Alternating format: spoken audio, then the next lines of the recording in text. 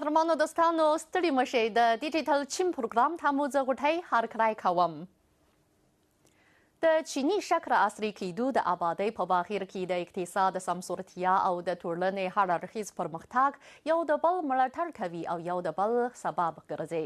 په چین کې له 1 میلیارډ او 400 میلیونو نه د زیاتو خلکو د ژوند له اړتیاوو څخه د اقتصاد د سمسورتیا او زیاتوالی نوي ټکي پیدا کیږي.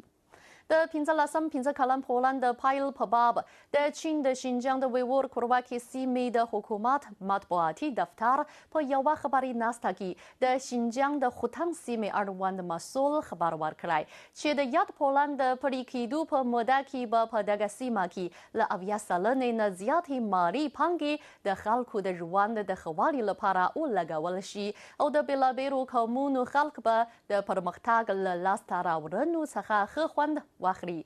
نو زه به په نننۍ پروګرام کې د ګڼو شمیرو له مخې اړوند معلومات در سره شریک کړم. د یادې خبري ناستې د شمیرو له مخې د 14 کلن په وړاندې په موده کې په خوتان کې د 75 سلنې مالي لګښت د خلکو د ژوند د ښه والي لپاره لګول شوی دی.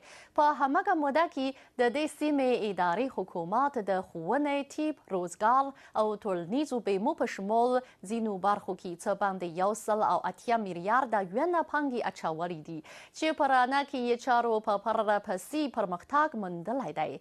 دغه سیمه به د 15 کلن په وړاندې په موده کې د ښوونې، طب او روزګار په شمول ګڼو برخو کې جدي تدبیرونه ونیسي څو خلک ترې پرله پسې ښه خوندونه واخلي.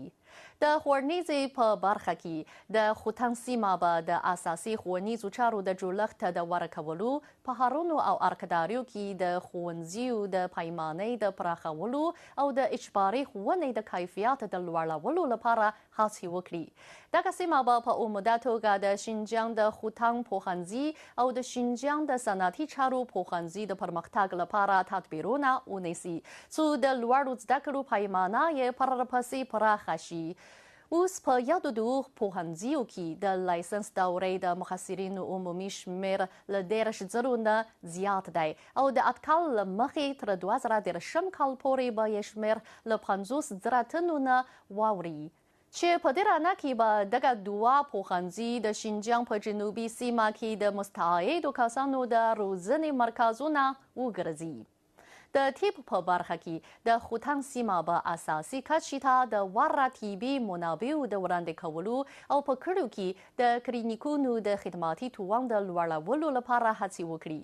اوس د دغې سیمې د ولسوالیو په کلینیکونو کې د ځایي اوسېدو د طبي مشاورو اندول له 1.9 سلنې نه زیات دی او د دې سیمې په کلیو کې ټول 8 کلینیکونه د خدمات وړه دولتي معیار ته رسیدلي دي. دغه راز د خوتان سیمې ولسي روغتون کې د مستعدو کسانو او تخنیکونو په راغونډولو سره د طبي مشاورو او علاج 8 عالي رتبه مرکزونه هم جوړ شوي دي. درنو دوستانو، نننۍ پروګرام په همدې ځای پای ته ورسید. بریالي اوسئ.